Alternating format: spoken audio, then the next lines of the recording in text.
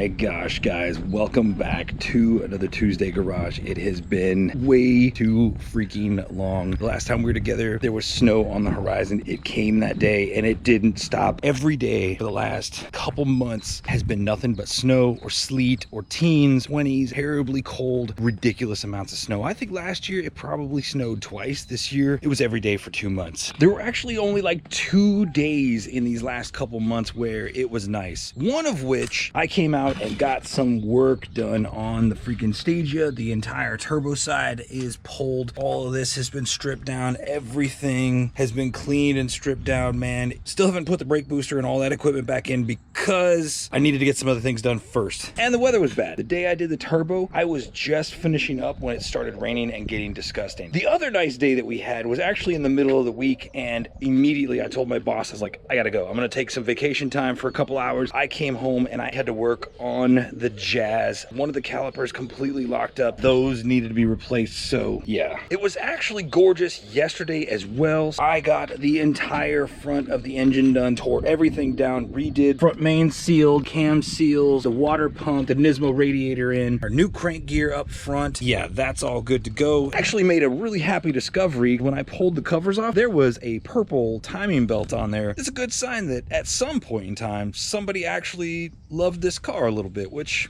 that makes me kind of happy. One of the reasons I didn't record yesterday is because it was the first nice day in forever. That meant everybody was out doing all the things, all the children playing, all the people screaming, all the noise happening, people cutting their yards, blowing the leaves, working on a roof over there. Yeah, here in Germany, it's actually against the law to make a lot of noise on Sunday, so Sunday's always kind of the good day to be outside and be doing this, because Saturday, everybody's doing the noise. We just don't want that in the back of our video. So today is the day that we are going to be together. Today, I want to tackle something that's normally not super accessible or easy to see, the oil coolers. This is a water-cooled oil cooler. We are going to swap this out for a Greddy unit and install an external oil cooler. We have accessibility, as much room as possible. We're going to knock this out together. It'll be a good way to kind of see how it's done and what's needed. Then we are going to do some test fitting of our new radiator, oil cooler, transmission cooler, and our intercooler. Without any further ado, let me get all my parts together. We'll keep going. Let me show you all the things that I've got to do this job. I've got the Greddy filter sandwich assembly here, oil cooler nuts, and it comes with some actual block offs, additional little nuts here that have threaded holes in them so that you can install gauge sensors, which is what we're going to be doing. Gauge sensors I have are an oil pressure and an oil temperature. The Stagea came with an oil dummy light. We need actual feedback. I've also got the raw brokerage block thread, so once we pull it off we can actually get this installed. Mishimoto oil cooler, some vibrant performance lines, a bunch of fittings, some adapters, Greddy oil filter, and a ton of excitement, good sunshine, and a lot of motivation. First thing I want to do is remove this housing. It has 4 different bolts. Once we get this pulled off, probably we'll make a little bit of a mess. I'm going to try and catch as much of it, and then once I pull this off, we'll just kind of talk more about it.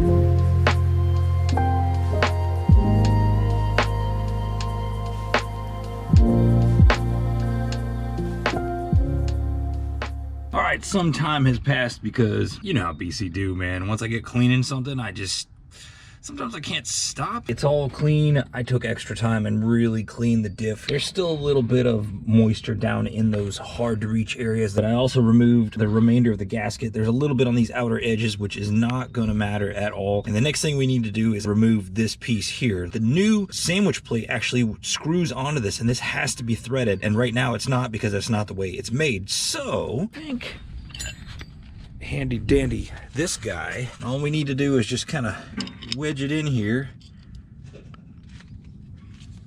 Bam, pull that guy right out of there. All right, let me catch this extra oil leakage, and then we insert the raw brokerage piece. A little bit of blue thread lock on the piece, and we just thread it in by hand. There we go. Now there's a long side and a short side, and the long side is actually fatter than the short side, so you make sure short side goes in first. I've got this screwed in as far as possible by hand. I cannot do it any tighter. We could probably do the double nut trick, but when the sandwich plate gets put on here, it'll help tighten it down as well. The sandwich plate is never gonna go anywhere either, so I think we're good to go with that. All right, inside the Greddy kit, these adapters, which I talked about before, this will actually thread onto the piece that we just put in. Here is the plate itself. It's it's actually O-ringed. This will slide onto the block like this. This will go through there and tighten down, and we're good to go. And then the oil filter will now sit on this. There are 4 different openings. Inside here, you can actually see the pressure valve and the spring. Here are the fittings for the coolers. These are dash 10. Everything is O-ringed. All the O-rings are supplied. And then there are these block-off nuts not included with the kit. Those other nuts that have pre-tapped holes inside of them so we can install gauges. That's what we're going to be doing in our case. Let me go ahead and get this started by attaching the plate. I'm not entirely sure if I'm going to go forward or if I'm going to go backward. And yeah.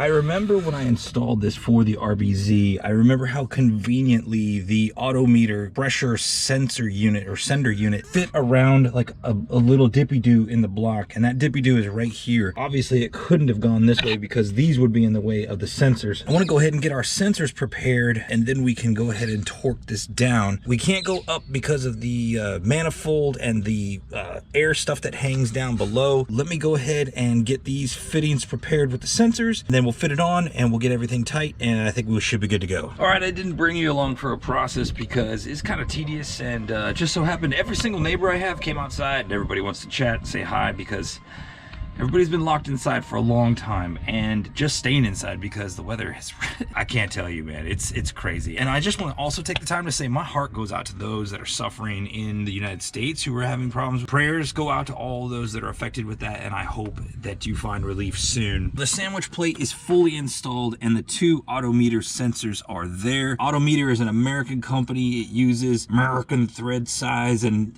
I'm not going to pretend I can tell you what kinds are what. Obviously, Greddy is Japan, and the Japanese threads, or, you know, not American threads like the rest of the world, metric. Rather than use a series of adapters and crazy elbows and all kinds of things to make the math, first I went ahead and cut the current opening with this. It was the same size, and it just changed the thread pitch to match the autometer gauge, and then took this one, which is slightly bigger. Using the threads we already cut, we're just making them bigger and cutting more out. So 2-step process gets us the threads we want inside these aluminum pieces, and we don't have to worry about using any of this stuff right here. Next thing we need to do is install these nuts to get a sense of where the oil cooler is going to sit.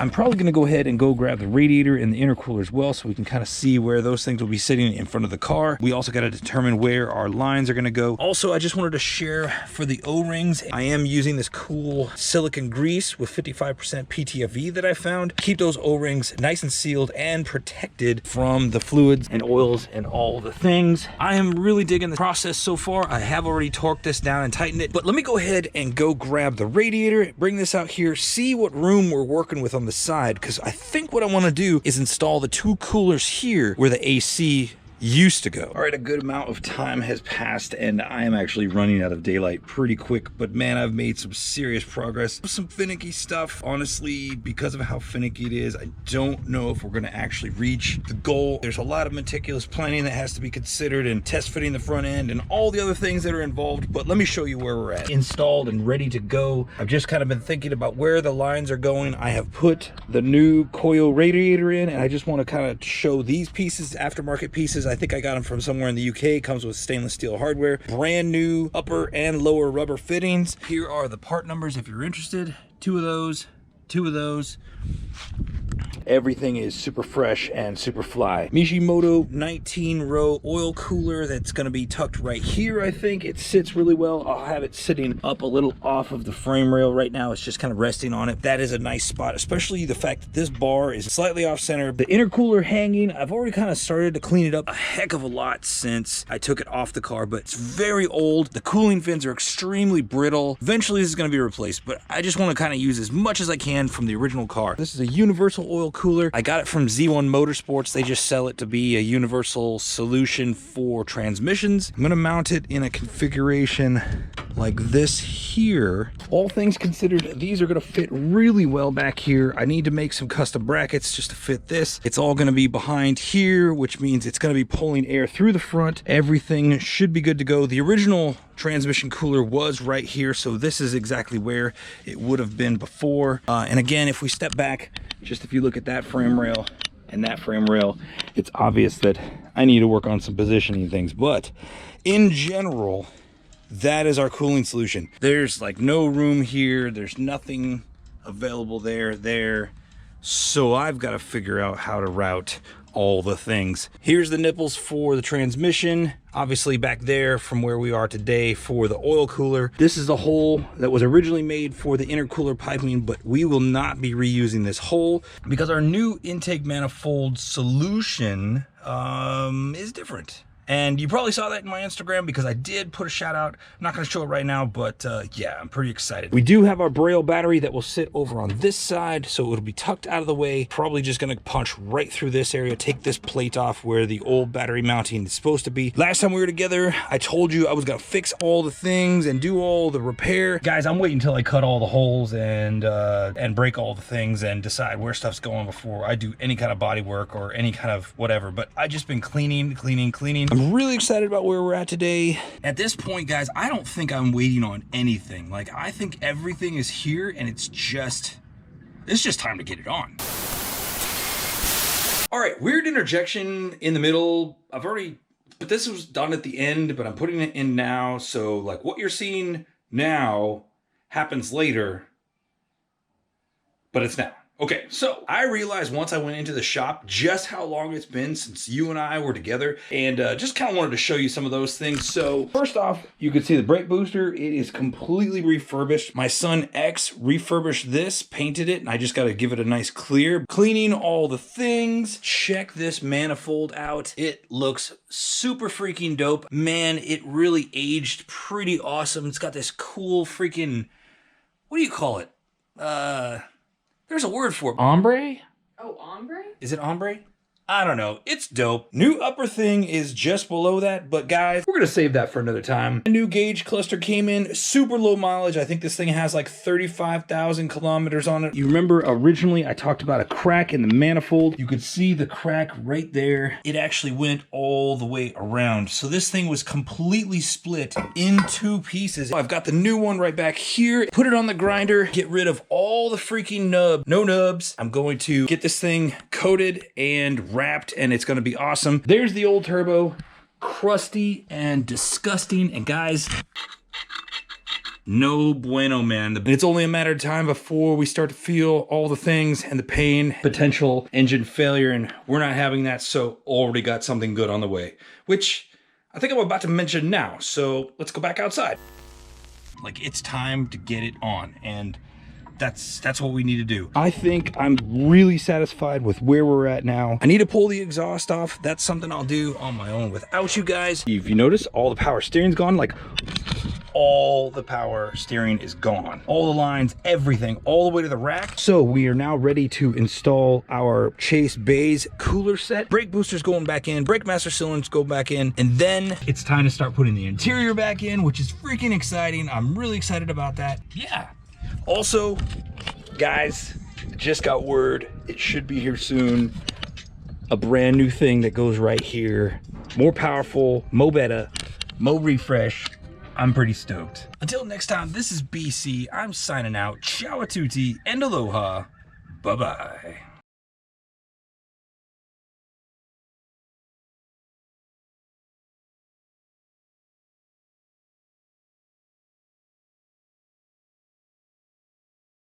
You know, one of the things I really have taken for granted about the RBZ is the lack of the front diff, man. Now I see why people do the oil filter relocation, not only because of that mess that we cleaned up earlier, but just, yeah. No thanks, man. I love this, but yeah, the way the RBZ is, like that a little bit more.